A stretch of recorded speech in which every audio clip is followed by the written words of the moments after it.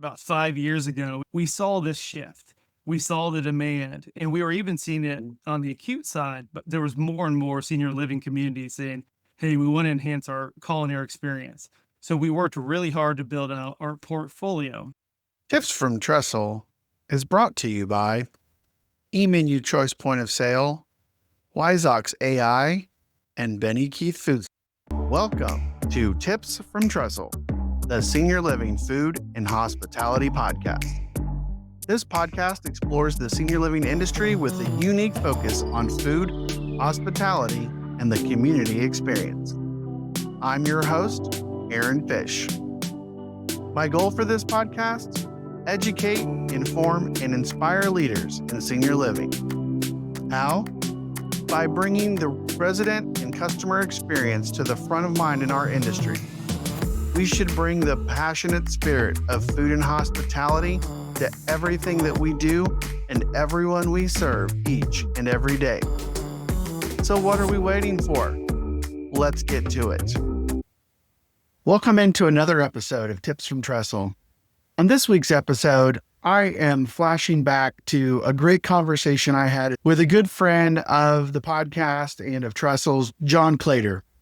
John is the Assistant Vice President of Food and Nutrition at Health Trust Group and is responsible for directing and managing all of their food programs and has an additional responsibility of leading their Food and Nutrition Advisory Board.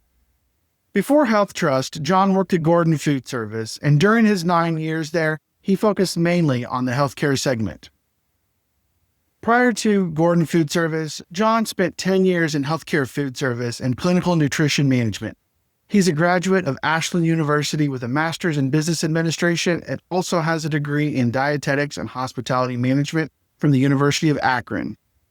When John's not working, he spends time with his family, coaches basketball, and is probably working on one of his vintage Jeeps.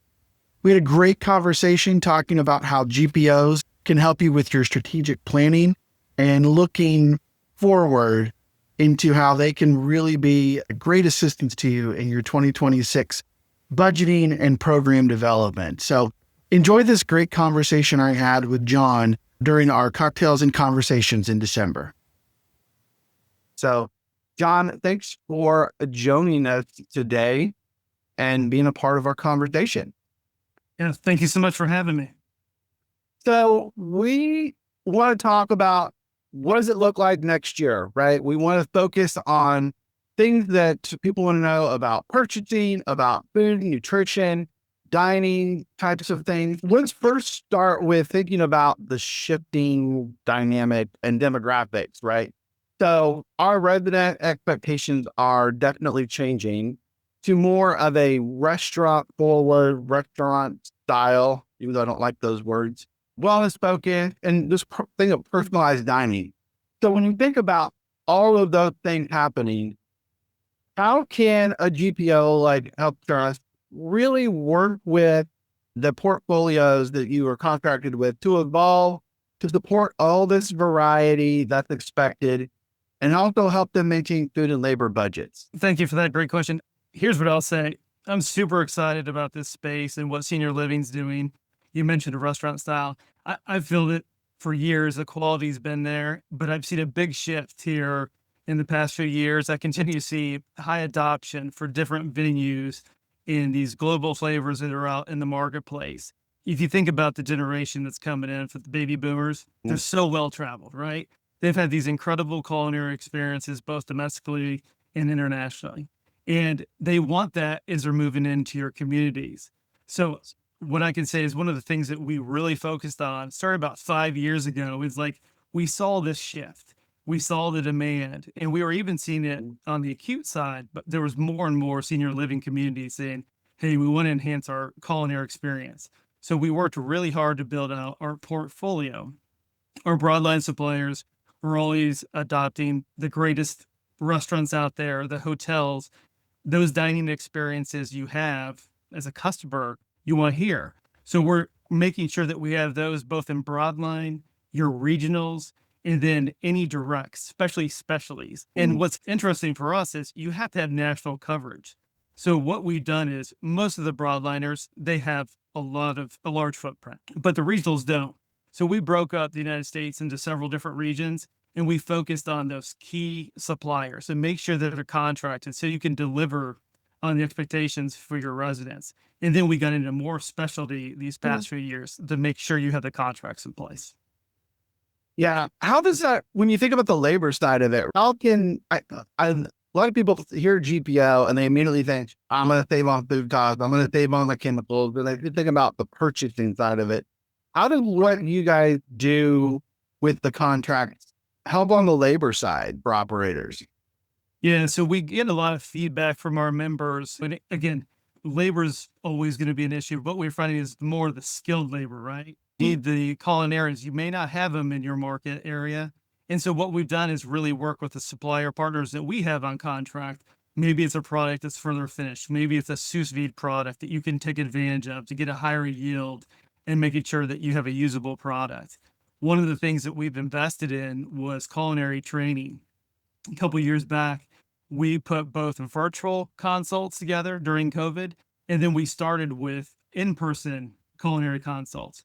And that's a free resource. So we have certified chefs that we can put out into your communities to work with your operators to make sure that they're executing on the menus that you develop. They can help drive out costs. They can look at cross utilization. You name it, they're here to support you. Yeah. And that's such a great opportunity. And we need more culinarians. We need those chefs to come in and help our staff better understand because that changing demand and what the demographic now expects is definitely going to require that for sure.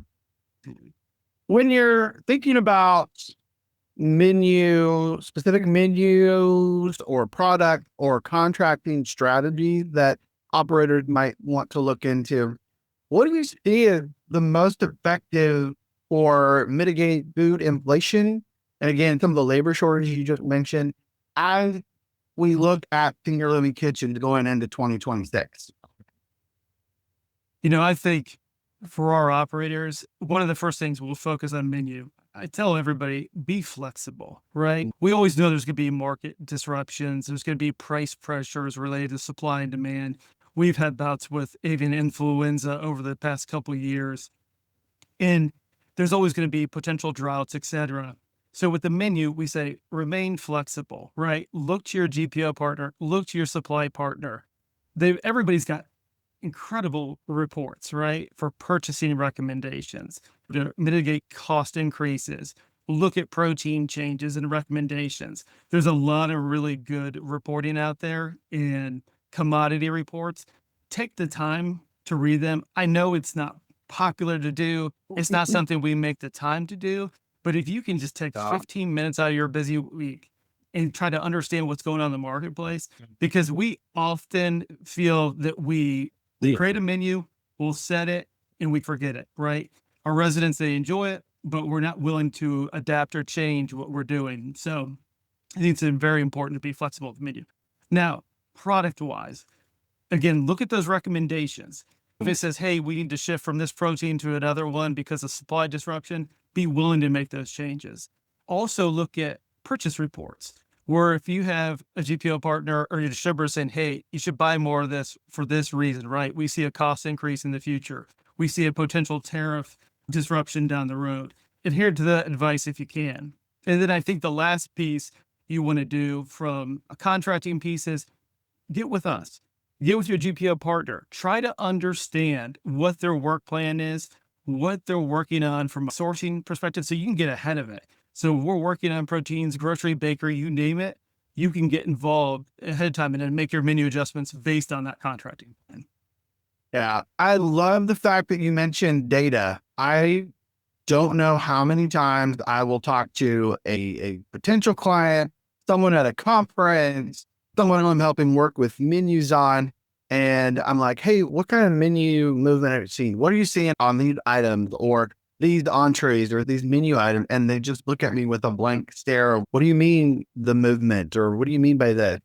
And so I think having and collecting and understanding your data is so important. And when you think about those that are wanting to do that or are already starting to do that, and they're leveraging data and analytics, so the menu level costing, waste tracking, compliance reporting, all those kinds of things. How can that help guide senior living operators towards better purchasing decisions as they look at their dining operation? Yes. Where I'll start is go back to the menu because you were going there for a second. We create menus, right? All the time. We'll cost that menu out one time, but there are so many solutions out Mhm. there.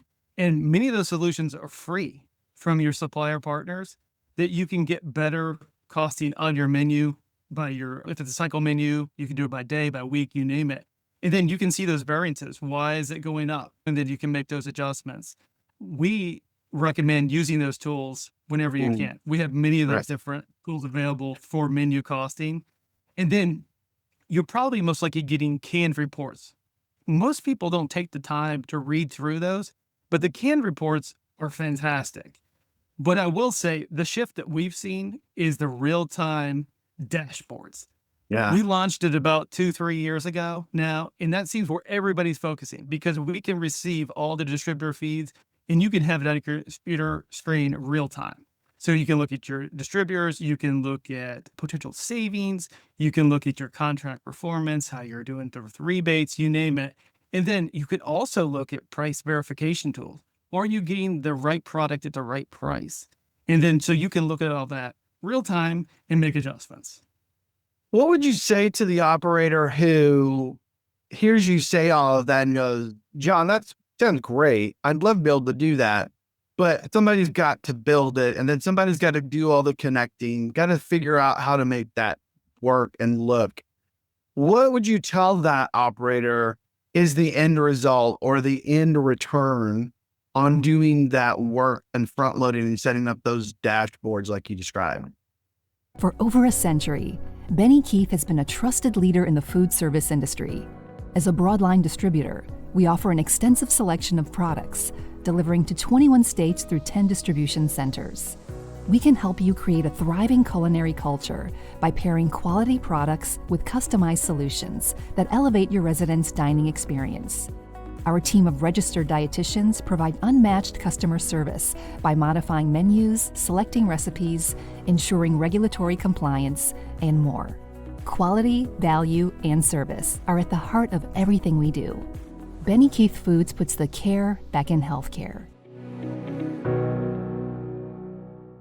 Yeah, so if you look at the real-time dashboard, we do that work for you. So with your username and login, we'll make sure that all your distributor feeds are there so you can see all of the different KPIs that you want. Now, when it comes to menu, you're right. There's going to be some time that you're going to have to put in there.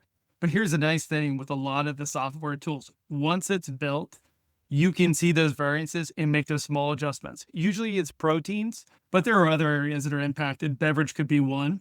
And then you can make those small tweaks to see a large return. I think it's pretty important as a former operator to always show what you're working on. So to let leadership know, hey, we're saving this or we're utilizing this, or this is some of the tools that we're doing to be more efficient, to resident satisfaction. And you can show those potential savings. Could we get additional resources or could we now make an investment in our operation based on savings that we're generating? So there's a lot of good reasons why you want to do it. Yeah. The idea or the thought of having that information at my fingertips as someone who lives in that world, it gets me really excited. I also think it's important for operators to hear that, you look at an operator like Aramark or Sodexo, or even take it out into the restaurant world, these big chains like a Chili's or a BJ's or whatever, they're already doing all of these things. That's how they make money. And sometimes we get lost in the idea that food service is an expense that has to be managed as opposed to not only a revenue opportunity, but like a place where we need to really dial in and understand where every penny goes so we can make sure those dollars make sense. Absolutely.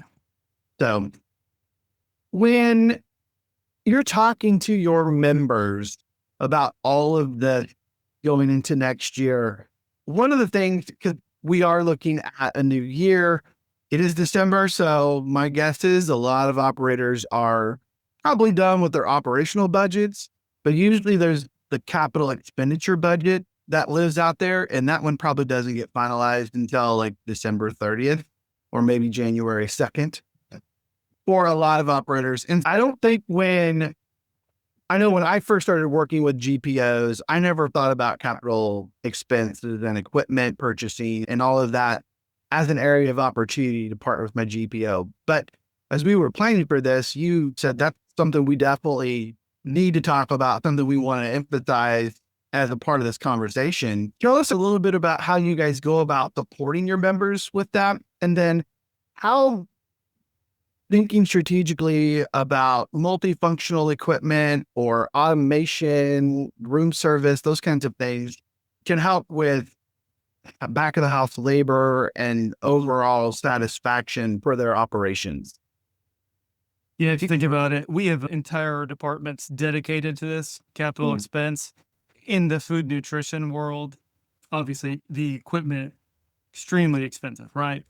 One of the things that we did a couple years ago is we called it a tech forum. It originally just started as, hey, let's learn about new products and services for our membership. There's a lot going on in the space. Let's better understand who's out there, what are they offering, and how we could utilize it, right? So what came out of that was people really wanted to see what are they doing in equipment. And here's the kind of interesting thing is the equipment manufacturers were way ahead of this labor shortage, probably in advance because of restaurants. Yeah. And because of that, they had developed some incredible technology around equipment. And what we started to do, and we actually have one coming up in a few months, is we're going to be showcasing new equipment to drive efficiencies in the back of the house for your operation. And it's amazing what's out there because they have equipment out there where you can get multiple items in the same oven at different temperatures. They can come loaded from the factory, from these equipment manufacturers with your recipes already in them. It's just incredible what is going on in this particular space.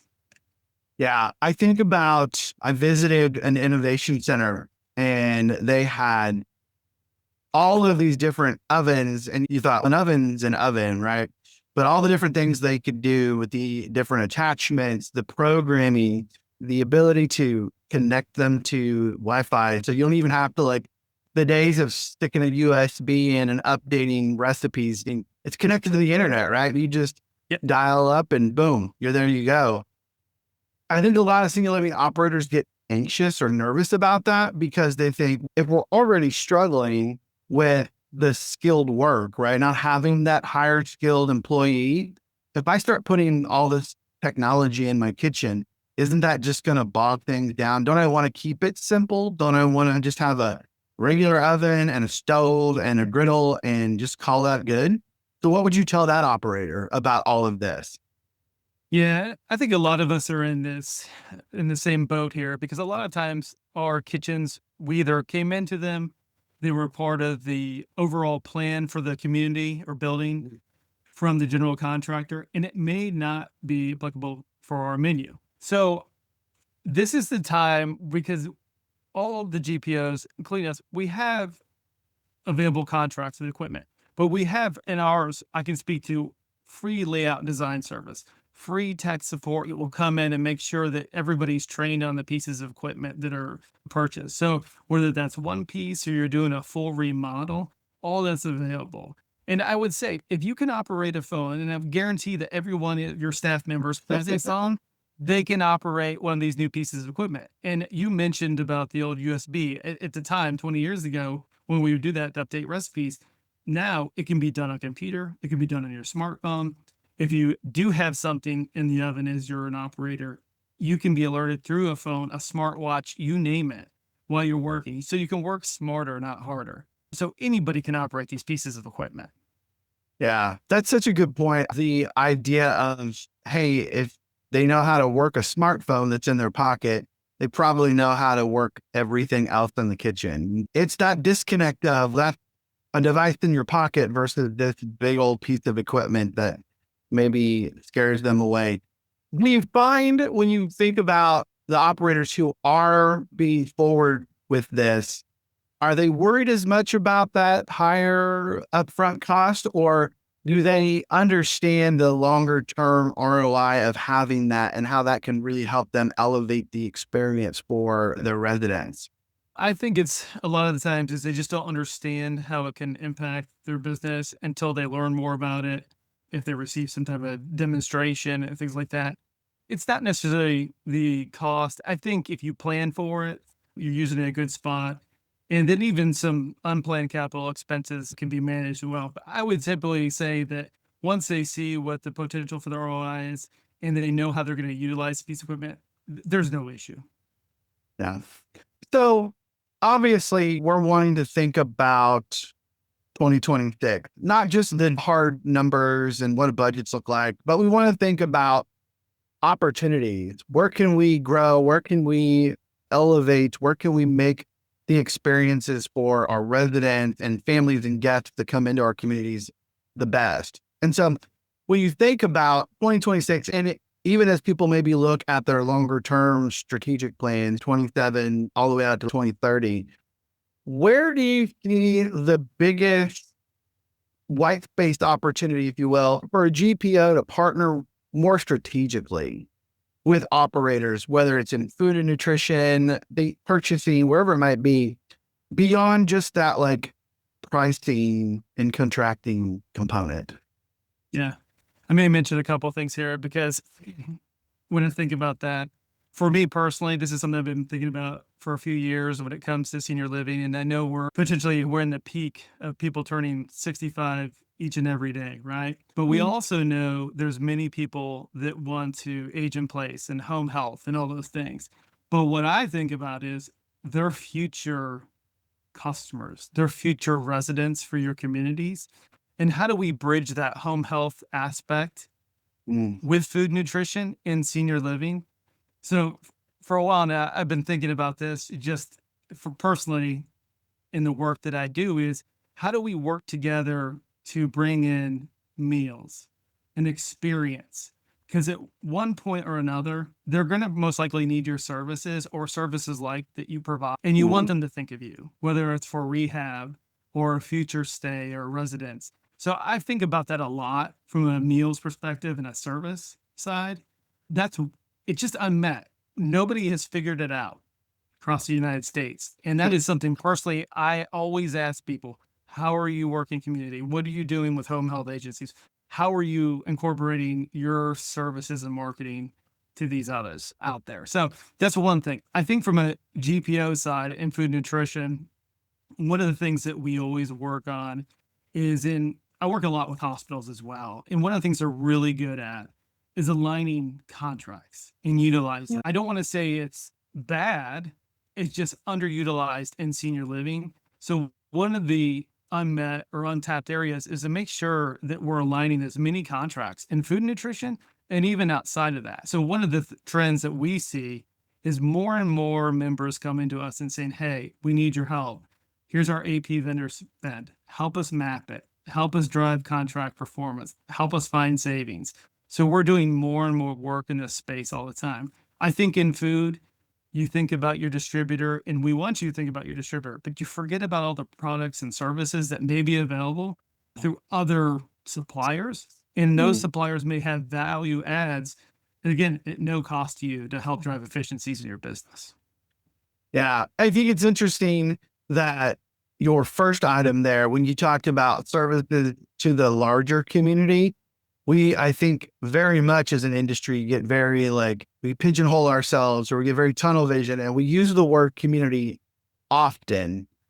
But what we think about is what happens inside our four walls. And we don't think about the neighborhood or the metro area or even the 5 to 10 mile radius around us of what can we do? It makes you think of things like the ghost kitchen craze and the opportunity to use this multi-$100,000 kitchen that you spend all this time monitoring and managing and upkeeping that sits quiet 12 to 13 hours a day. How can we take that downtime and reutilize it? And like you said, put our logo on it in a positive way. That for me strikes home. I think there's a lot of opportunity there. Technology continues to drive changes in senior care, and that includes food service. eMenu Choice is an award-winning point-of-service application for managing the dining function in senior living communities.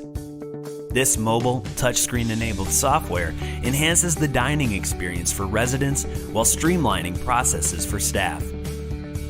The flexibility and functionality of eMenu Choice makes it an effective solution for any type of senior living environment, from independent and assisted living to skilled nursing facilities. It works for production kitchens or restaurant-style service with options for per meal or a la carte pricing, and accommodates a variety of payments, including bill to account, meal credits, and credit cards. Created by a senior care provider with more than a century of experience serving older adults, eMenu Choice eliminates communication barriers between staff and residents while enabling person-centered choices and greater resident satisfaction. eMenu Choice, transforming dining for senior living. When you think about the changes in acuity for senior living, what would you say operators can go to their GPOs for to use food, use their nutrition contract that you have available to them to balance elevated resident experience and their per resident day cost target? And so earlier I mentioned the culinary resources, and again, I would hit on that again. That is one of the most now utilized resources we have. In fact, I was just talking to some of the team this morning, and we had 3 more requests come in across the U.S. for engagements. But besides the culinarians, we have former operators that are part of the team as well. And so we have subject matter experts that can really help you with operational concerns or issues. We can help drive out the cost. We can show you the contract alignment to help drive performance. I'd really encourage that. I'd also encourage everybody, if you're not doing it now, to make sure that you're meeting at least once a year, if not quarterly, with your distributors, your GPO partners. It's even better when they're there together to make sure that you have alignment. We always recommend a planning session or meeting at least annually. I know we have quite a few coming up this next month where we'll be hearing like what the expectations are, what are the goals and the priorities. And so that's something that we're really making sure that we align with our members on. And again, I want to just make sure that everybody on this call knows how important I think that is as part of your operation, because again, all of your partners should be coming alongside you to support all of your initiatives. That's a good point. Those business reviews, right? I remember a young, very green, beardless Aaron as the dining director thinking, why would I need to sit down with my GPO? Their job is to make sure that the contracts are in place and I have access to what I need to buy from my distributors, right? So I didn't see the value in those business reviews. I didn't see why a quarterly review or even a twice a year review made so much sense. So for young Aaron who didn't get it, what would you say is the additional value of that meeting for him to be successful? Yeah, what I always try to do is jump in the operator's shoes. As a former operator, I may have been like a young Aaron at times as well. But I think as I've gotten the experience and things, I always try to say, what don't they know? What can I bring them that they may not be aware of that I know is going to help them? It's going to help their job. It's going to make it easier on them. And it's a solution to a problem they may know they have or they don't know they have. So I'm always trying to look at it from their lens, but I always try to just to go a little bit deeper. You know how to order those things, but do you know that maybe in the contract there's XYZ that you can take advantage of? Hey, by the way, did you know that there was free preventative maintenance built into this? Or just bring some unique things that are like, I didn't know that. I'm already paying somebody else. Or you don't have to anymore, or whatever the case may be. So it's just trying to give little tidbits and little pieces of education. And just, hey, if you have more questions, you can reach out to us. We're here to help. We're here to assist. Do you find that operators tend to not understand or know the level of, I'll call them free or maybe complimentary or just available services that their GPO partners can help them with? I would say yes, for the most part. Yeah. That was a loaded question. I knew the answer before I. It's not their fault. We've all been there. You get lost in the day to day. There's so much to take care of. There's so many important things, and you're really good at what you do. but sometimes just taking the time to learn a little bit more. And again, it's hard for us too. So that's where it really helps with being a former operator. It's like we can give you little bits, or we know what you may be struggling with and share it, because there's potentially thousands of solutions. And you can't be dumped all of that at once. You just can't take that on. Yeah, no, that's a great point. I remember being very overwhelmed with what about this? Or you should do this, or put this on your dashboard, and don't forget about this contract. And one other question I have, and then we'll wrap it up with any questions anybody else may have, is how do you handle the smaller local one-off contracts? When somebody comes to you and says, man, I really love my local bakery. I don't want to lose them. We've got a great relationship, and I understand I may be paying more. I'm connected. They give you that line. So what do you tell those operators, or how do you handle that conversation? Yeah, it really depends. We don't say, hey, you have to utilize this contract. You have a good relationship, that's great. Now, I will say, if we see something and we start to see, oh, this person's mentioned it, this person's mentioned it.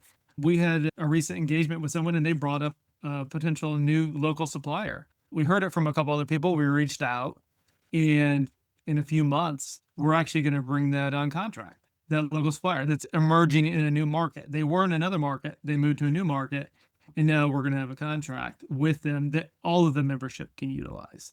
So it just really depends on it. Again, it's not one of these situations where if you enjoy doing business with a regional or local, you're not mandated to switch your chain. You can keep. Now, we will always encourage you to take a look, but if there's a reason you don't, because of a long-standing relationship, that's fine too. But if there's an opportunity to put it on contract, we'll evaluate that as well. John, as we wrap up here, if individuals wanted to know more about Advantage Trust, where would you send them? How can they get a hold of you to ask questions that maybe I haven't asked you yet? Yeah, I would say you can go to our website or reach out directly to me, and I'll put you in contact with one of our team members, or be happy to have the conversation myself. Perfect. John, thank you for coming on. Thanks for letting me pick your brain a little bit, and I appreciate it. That's great. Thank you. So there it is, everybody. Another one in the books. Thanks again for tuning in. Please follow and subscribe on YouTube, Spotify, Apple, or wherever you get your podcasts. And be sure to follow us on social media at Tips from Trestle. You can also learn more about the work I do by following me on LinkedIn, Twitter, Instagram, and even TikTok. And be sure to check out Trestle Hospitality Concepts at www.trestlehospitalityconcepts.com. I'm your host, Aaron Fish, and this has been another episode of Tips from Trestle.